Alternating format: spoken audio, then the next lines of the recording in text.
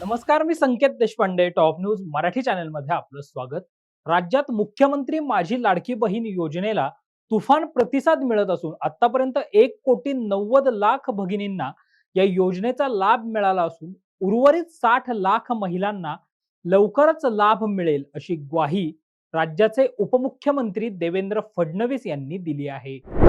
मुख्यमंत्री माझी लाडकी बहीण योजनेतील एकही भगिनी लाभापासून वंचित राहणार नाही अशी ग्वाहीच राज्याचे उपमुख्यमंत्री देवेंद्र फडणवीस यांनी दिली असून महाराष्ट्रात आतापर्यंत 1,90,00,000 बहिणींना या योजनेचा लाभ मिळाला आहे.